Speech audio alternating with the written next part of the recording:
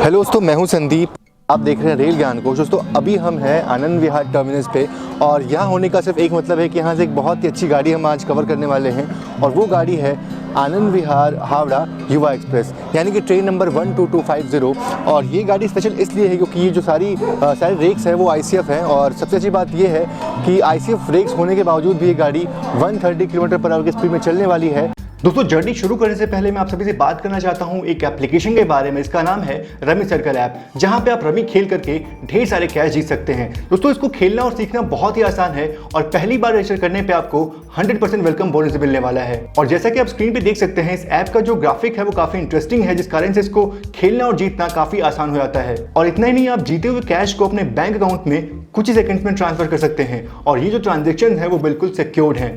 बहुत लोगों ने इस ऐप को डाउनलोड किया है और बहुत सारे कैश भी जीते हैं। तो वेट किस बात का, आप भी डिस्क्रिप्शन बॉक्स में दिए गए लिंक में जाकर के रमी सर्कल ऐप को जरूर से डाउनलोड करें। दोस्तों बात करें आनंद विहार टर्मिनस की, तो स्टेशन को दिसंबर 2020 में 11 साल हो जाएंगे और ये स्टेशन टर्मिनस स्टेशन इसलिए है क्योंकि इसके आगे कोई ट्रेन नहीं जाती है। यहाँ से ट्रेन्स ओरिजिनेट होती हैं और यहीं पे खत्म। यात्रीगण कृपया ध्यान दें, ट्रेन नंबर 12250 आनंद विहार हावड़ा युवा एक्सप्रेस अपने निर्धारित समय 19:50 से 3 घंटे 40 मिनट की देरी से रवाना होगी। और फिलहाल अभी हम अंडरपाथ से अपने निर्धारित प्लेटफॉर्म की तरफ बढ़ रहे हैं। और बैकग्राउंड में किस ट्रेन की अनाउंसमेंट हो रही है, अगर आप सुन पा रहे हो तो कमेंट बॉक्स में ज़रूर से बताइएगा।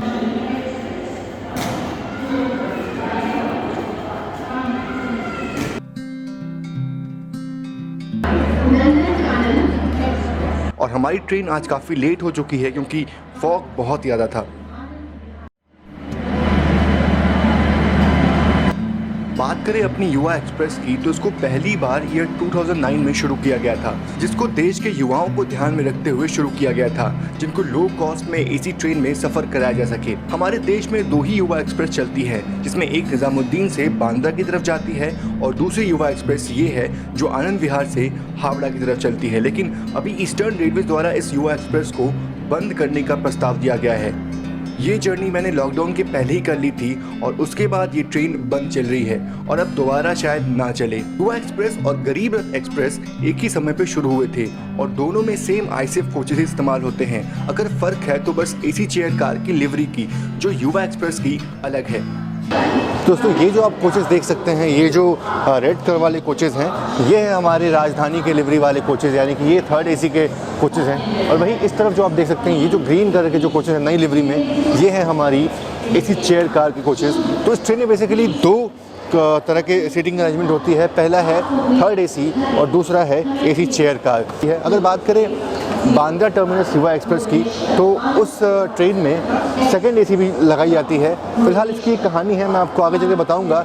तो जैसा कि अभी आप देख सकते हैं, अभी करीब 11:15 हो रहे हैं और हमारी गाड़ी जो है वो 11:30 पे आनंद विहार से प्रस्थान करेगी और बिल्कुल अपने रीशेड्यूल टाइम यानी कि 11:30 पे हमारी जो ट्रेन है वो आनंद विहार से निकल चुकी है और करीब 1438 किलोमीटर का जो डिस्टेंस है वो कवर करेगी।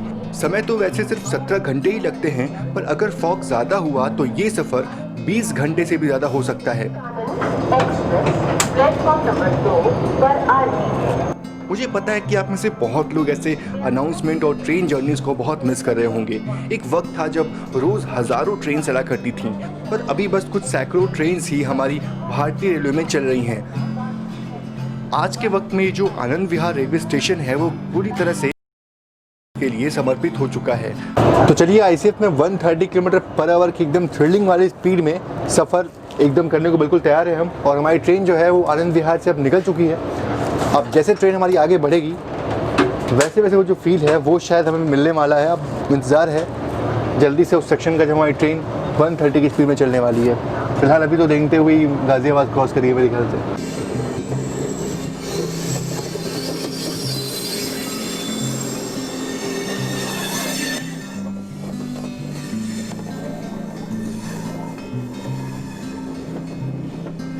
चलिए चलते हैं फिलहाल अंदर और देखते हैं कि अंदर का जो देख के ये लग रहा है कि बहुत ज़्यादा कंडीशन अंदर है। बट चलिए अंदर चलते हैं, देखते हैं क्या है। ओ भाई साहब, बहुत भीड़ है। लगता है बहुत लोग की RAC है यहाँ पे।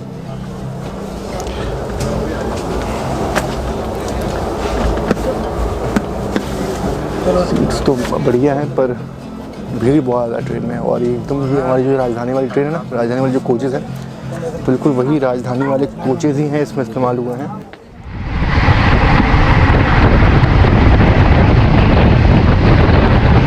ये आप देख सकते हैं 130 की रफ्तार से हम चल रहे हैं और ICF ब्रेक्स में बहुत ज़्यादा नॉइज़ होता है इस स्पीड में।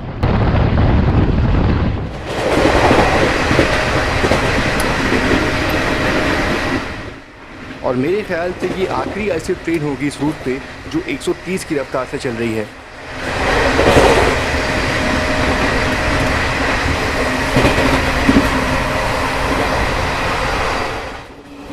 फिलहाल अभी हम स्किप कर रहे हैं टुंडला जंक्शन को। पहले एडवांस इलेक्ट्रॉनिक इंटरलॉकिंग के काम के चलते यहाँ स्टेशन से जो ट्रेन गुजरती थी उनकी स्पीड 60 की होती थी। जाहिर तौर पे 65 साल पुराने मैकेनिकल सिग्नलिंग सिस्टम को बदलना बहुत ही ज़रूरी था।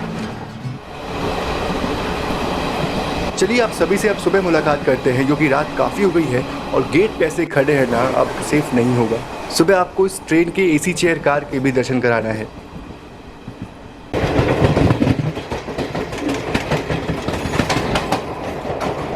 तो सुबह बस होने वाली है और हम पहुंचने वाले हैं कानपुर सेंट्रल।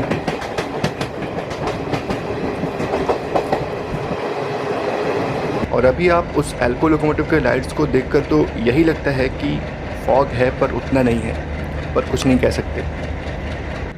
अभी वक्त हो रहा है करीब 5:23 और इस ट्रेन के कानपुर पहुंचने का जो निर्धारित समय है वो है 12:30, यानी कि रात में ही ये ट्रेन पहुंच जाती है अगर लेट नहीं होती तो। पर ये ट्रेन भी 5 घंटे लेट है और संभवतः और भी लेट होने वाली है क्योंकि सामने आप देख सकते हैं फॉग थोड़ा ज़्यादा दिखाई दे रहा है। वक्त हो चुका है कानपुर शताब्दी के भी शंट होने का और ये ट्रेन अपने प्लेटफॉर्म पे लगाई जा रही है।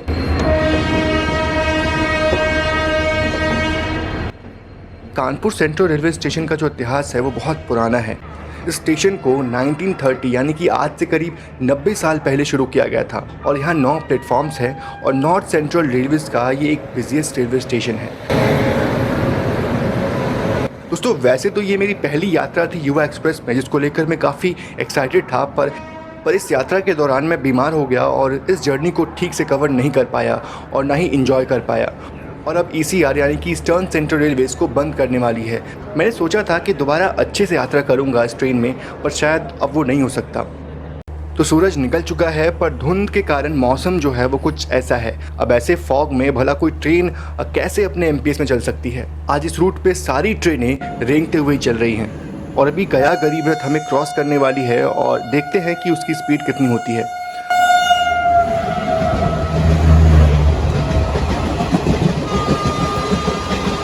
तो ये रही गया गरीब रथ एक्सप्रेस और इसकी स्पीड भी कुछ खास नहीं है और सेम यही रेक्स इस्तेमाल होते हैं मुजफ्फरपुर आनंद विहार गरीब रथ एक्सप्रेस में भी। आज सारी ट्रेनें लेट चल रही हैं।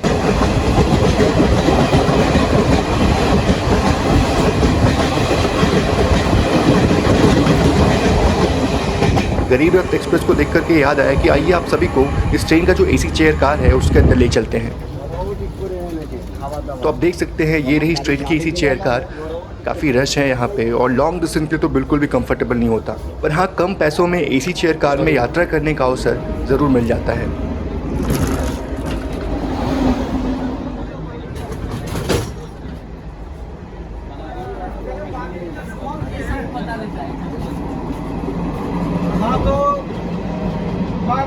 और हमारी ट्रेन फॉग के कारण एकदम क्रॉल कर रही है।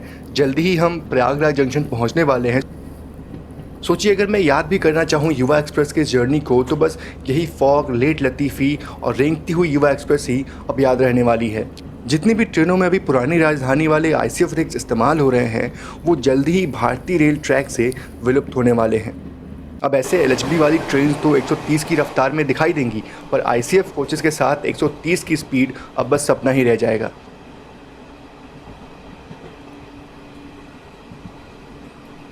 तो फिलहाल हम प्रयागराज जंक्शन पहुंच चुके हैं और अपने निर्धारित समय से करीब 7 घंटे की देरी से हम यहां पहुंच चुके हैं, जबकि इस वक्त इस ट्रेन को आसनसोल के पास होना चाहिए था।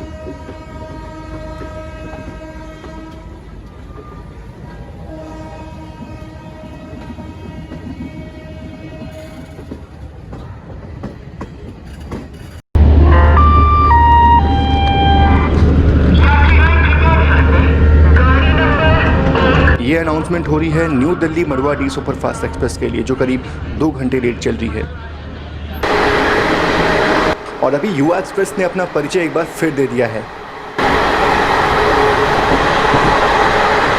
और जब ऐसी स्पीड में आईसीएफ रेक्स दौड़ती है तो जो ध्वनि होती है वो बहुत ही आकर्षक लगती है। ये होती है 130 की स्पीड।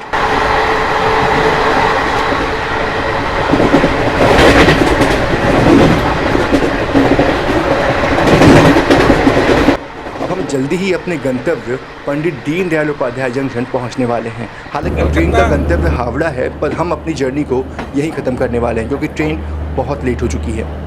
तो आखिरकार हम अपने गंतव्य पर पहुंच चुके हैं। ट्रेन के डीडीयू पहुंचने का जो सही समय था वो सुबह के 4:33 का था, पर अभी हमारी ट्रेन दोपहर के 2:30 पे पहुंची है। मतलब करीब करीब हमारी जो ट्रेन है वो 10 घंटे लेट हो चुकी है। तो सफ़र थोड़ा सा थका देने वाला था। ज़िंदगी भर तो याद रहेगा ही कि युवा एक्सप्रेस में जर्नी कैसी थी। बाकी दोबारा इस ट्रेन में यात्रा करना अब शायद सपना ही रह जाएगा।